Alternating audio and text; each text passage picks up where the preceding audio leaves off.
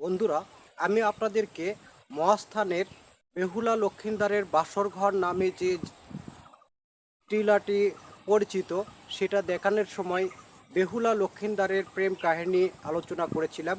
তো বেহুলা লক্ষিন্দারের প্রেম কাহিনী আলোচনা করতে গিয়ে আমরা কানুসকূপের কথা বলেছিলাম যে কানুসকূপে মনসা দেবীর পালিত মা নিতা তার বিশেষ মন্ত্র বলে বেহুলা এবং লক্ষিন্দারকে ভগবান পুরীতে পাঠাইছিলেন। সেই ভগবান পুরীতেই কিন্তু আপনাদেরকে আজকে আমি নিয়ে আসছি। চলুন বন্ধুরা, আজকে আমরা কানুসকূপ থেকেই এই জায়গাটা দেখব। এখানকার মন্দির এবং বিশেষ বিশেষ যে জায়গাগুলো আছে সেগুলো আপনাদেরকে দেখানোর চেষ্টা করব। চার কোণাকুতিক যে কূপের মতো জায়গাটা দেখতে পাচ্ছেন, এই কূপটাই হচ্ছে কানুসকূপ।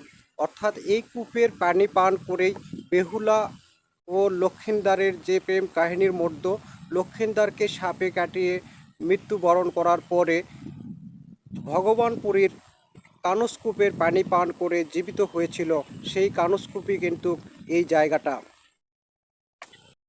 কালের বিবর্তনে কানুসকূপটা আজকে পরিত্যক্ত। তো এই জায়গার পানি পান করলেই আগে মানুষ জীবিত হতো বলে মনে করা হয়। প্রাচীনকালের আরেকটি মন্দির দেখতে পাচ্ছেন, মন্দিরটি এখনও পুজো করা হয়। মন্দিরটির ওয়াল দেখতে পাচ্ছেন, ওয়ালটা কিন্তু আদিকালের ছোট ছোট ইট দিয়ে তৈরি করা।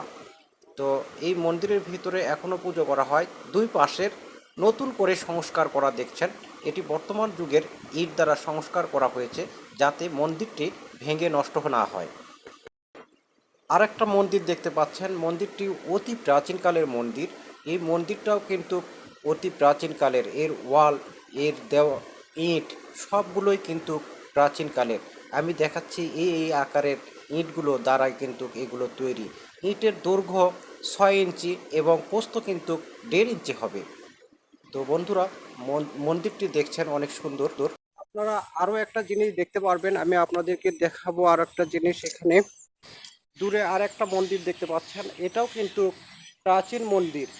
এই মন্দিরটাও কিন্তু প্রাচীন, এর ইটগুলোও কিন্তু এখনকার না, অনেক পুরাতন ইট দ্বারা এগুলোও তৈরি করা হয়েছে। বন্ধুরা, মনসা কাব্যের যে দেবলোক, এই দেবলোকটাই কিন্তু এখানে।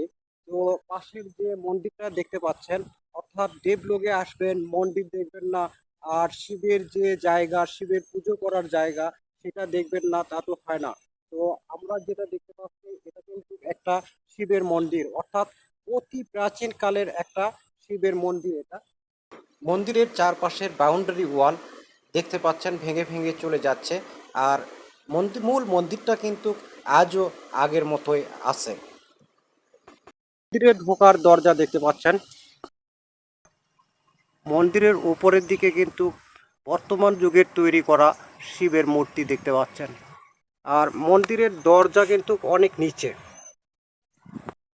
প্রাচীনকালের এই মন্দিরগুলো দেখতে দেখতে আমরা এখান থেকে চলে যাব এখানকার মূল আকর্ষণ অগ্নিকুণ্ডতে। অগ্নিকুণ্ডে যাওয়ার দরজা দেখতে পাচ্ছেন, যে প্রাচীন স্থাপনা দেখতে পাচ্ছেন, এই প্রাচীন স্থাপনায় হচ্ছে অগ্নিকুণ্ড। যে অগ্নিকুণ্ডতে যোগীরা আসতো, অর্থাৎ হিন্দু যে গবেষকরা আছে সেই গবেষকরা আসতো এবং এর ভেতরে আগুন জ্বলায়া চারপাশে দাঁড়িয়ে অথবা বসে পুজো করতো। দীর্ঘ 1 মাস ধরে পুজো চলতো। সেই পুজোর জায়গাটাই হচ্ছে এটা। এই ঘরের কিন্তু 5টা দরজা আছে।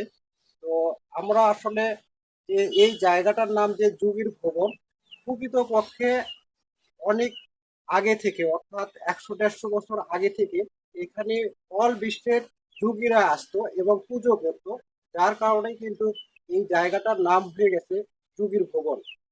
তো বন্ধুরা, আমরা অগ্নিকুণ্ডর ভিতরের দিকের যে জিনিসগুলো আছে সেগুলো আপনাদেরকে দেখাবো। আমরা আস্তে আস্তে অগ্নিকুণ্ডর ভিতরে যাব। ভিতরে যাওয়ার আগেই দরজাটা দেখতে পাচ্ছেন এবং ভিতরের 5টি দরজা এবং ঘরটা কিন্তু অতি অযত্নে অবহেলায় পড়ে আছে। তো বন্ধুরা, আজকে আর নয়, আবার দেখা হবে আগামী দিনে অন্য একটা বিষয় নিয়ে।